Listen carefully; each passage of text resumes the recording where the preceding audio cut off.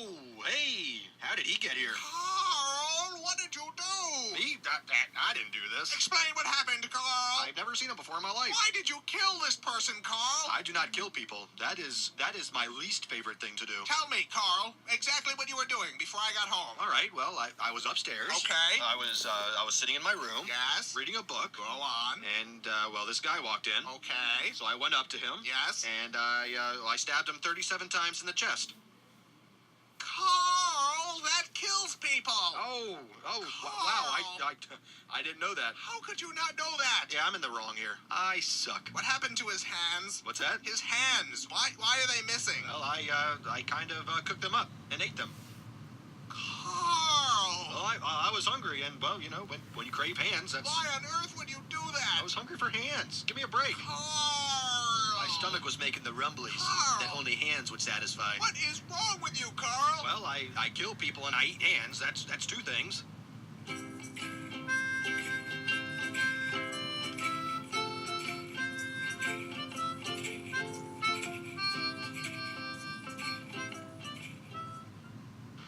Carl! What on earth was all that? I'm not sure what you're referring to. You sunk an entire cruise ship, Carl. Are you sure that was me? I would think I would remember something like that. Carl, I watched you fire a harpoon into the captain's face. That sounds dangerous. You were headbutting children off the side of the ship. That must have been horrifying to watch. And then you started making out with the ice sculptures. Thank God that the children weren't on board to see it.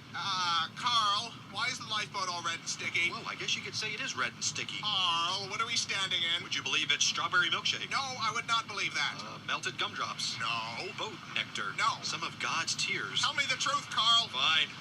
It's the lovely elderly couple from 2B. Carl! Well, they were taking all the crescent rolls. I can't believe what I'm hearing. I will not apologize for art. Where are the other lifeboats? Whoa, you won the prize. I didn't even notice that. Where are the other lifeboats, Carl? Looking at the trajectory of the moon and the sun, probably at the bottom of the ocean. I bet lots of holes in them. Carl! I have a problem. I have a serious problem. You are just terrible today. Shh. Do you hear that?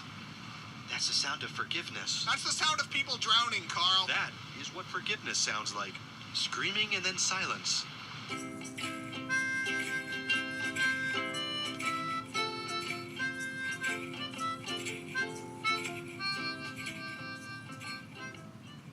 Carl, we're supposed to be on vacation. I don't know about you, but I am having a wonderful time here. You toppled a South American government, Carl. The people have spoken. Viva la resistance. You pushed the resistance leader into a giant fan. He was a traitor and a scoundrel. He was trying to stop you from pushing other people into a giant fan.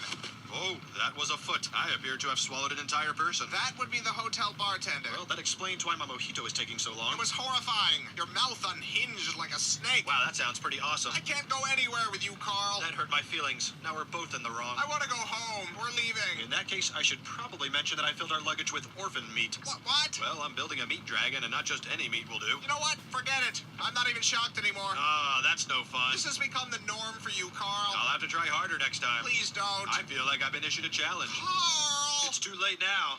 You? I totally don't remember your name. We've known each other for 3 years, Carl. And what an impression you've made. My name is Paul. What? I said my name is Paul. Oh, I thought you were a woman. Why would you think that? Mostly the hat. Are you sure? Of course I'm sure. Well, if you'll excuse me, I have some pictures to delete from my computer.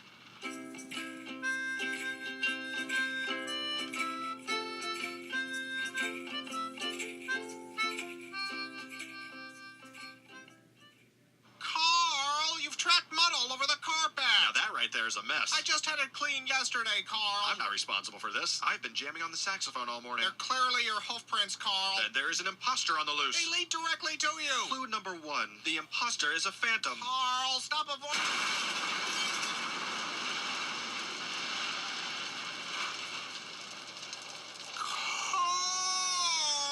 Happy birthday! It's not... Please tell me you had nothing to do with this. Why don't you blow out your candle? You've gone too far this time, Carl. What's that? It's hard to hear you over the sound of melting city. How did you even do this? A dollop of fairy dust. I Carl. ripped the tag off a mattress. This isn't funny, Carl. Who's laughing? Clearly not all the people who just exploded. I'm leaving. I've had enough of this. But think of all the perfectly roasted faces we get to munch on now. What? Why? Because we're friends, and friendship is two pals munching on a well-cooked face together. That isn't friendship, Carl. That's sick. Well, then you're probably not going to like your birthday decorations. It's not even my...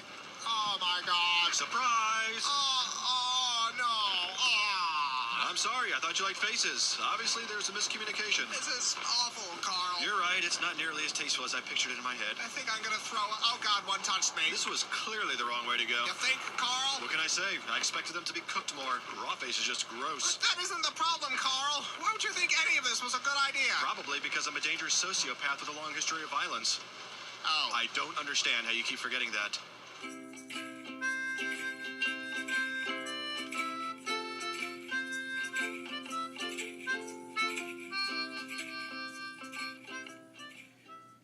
Carl! I know you've done something. Whatever do you mean? You've always done something. It's a lovely day out. We're having a good time. What have you done? You mistake me for some sort of scoundrel. Carl. I am a respected member of the community. To even insinuate... Okay, Carl. So what did you do today? Well, let's see. I washed the car. Uh-huh. I made a donation to the local Girl Scout troop. Sure. I returned an overdue movie at Blockbuster. What else? I stepped on a ladybug by accident. Go on. And I baked some banana bread for our neighbor Pat.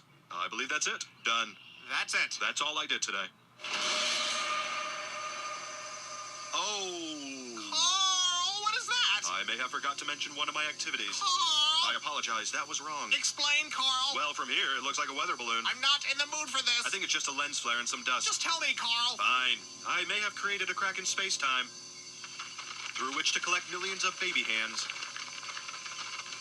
Huh. What do you mean, huh? I think I was expecting worse. Worse? But this is totally fucked, bro. I know, but after last time with the nuke and the faces, it's just... Come on, look at this. How did I even do this? I don't understand how or why you do anything. Do you know what it feels like to be Carl right now? It hurts. Not as much as the babies, but it hurts. Carl. What? Why are there only hands from white babies? Well, you know, Whitey's gotta pay. Ah. And the payment is baby hands.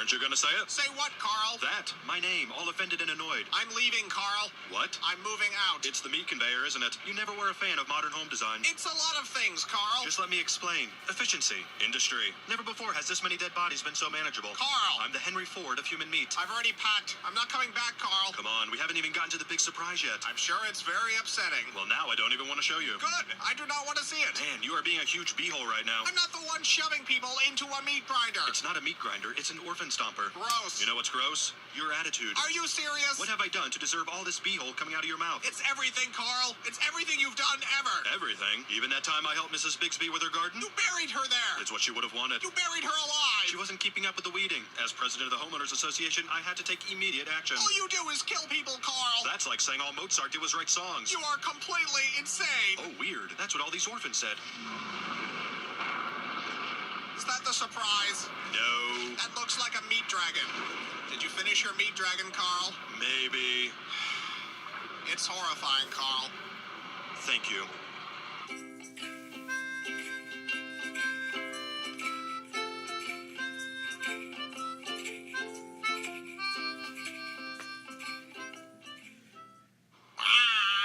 Who, me? Whatever could you be referring to? Oh, the hand chair. I've recently taken up carpentry. Now, how would you feel if I called your work a monstrosity? Of course I had to use faces. Anything else would be disrespecting the art. It's called modernism, only I've made it more modern by using face parts of city council members. I disagreed with the election results. Someone had to take a stand. I'm a patriot and a hero. Fine. If you're going to whine about it, I can sew them back on. I think their bodies are still in my blood canal. Yes, I'm the crazy one, not the people who elected these buffoons. If you paid any attention to our city charter meetings, you would see it wasn't an overreaction. What are you doing? You're sitting. You never sit. You're always standing, Paul. You're not supposed to sit. I find this very upsetting. You don't even care, do you, about my feelings? Will you please just stand up, Paul? I don't even know who you are anymore. No, you cannot take off the mask. It has to look right when I throw you in the blood canal.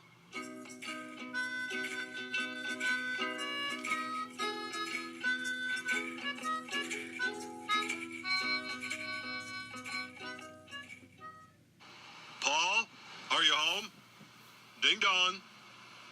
Landlord, pizza delivery, fire department, bank manager. You have an appointment. What do you want, Carl? I want to be treated like a friend, Paul. We're not friends anymore. Didn't you get my apology piano? Pianos aren't supposed to bleed and scream. I guess it was less a piano and more a statement on pianos. Why can't you go horrify someone else, Carl? I miss your grumpy face, and the paw mask I made hasn't helped. It's not grump enough. You made a mask of my face? Yes, and speaking of which, you might want to avoid being seen by federal investigators. Carl! To some, you are now known as Nikolai Sponikov, brutal leader of the Russian opium cartel. Go home, Carl. I'm calling the police. Bad idea, Nikolai. And you know there isn't a prison I can't nibble my way out of. I'm dialing. I've got nowhere to go. I burned my house down once it had enough swans inside, and I used up the rest of my savings buying the swans. And whose fault is that, Carl? Society. Society and the swans. Carl, please.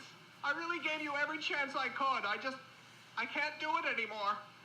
What if I gave you $10 million cash? You don't have $10 million, Carl. I buried a large chest of doubloons once. I can go dig that up. No, Carl. It was either doubloons or my zoo books. A lot of something is in a hole somewhere. I'm putting on some music, Carl. I'm not listening anymore. Rude. I'm sorry, flesh me is so ungrateful, Carl. And after all we've been through, it's scandalous, I say. You do such incredible things and deserve appreciation. It's okay. He'll come around. As soon as the swan piano arrives. You're welcome.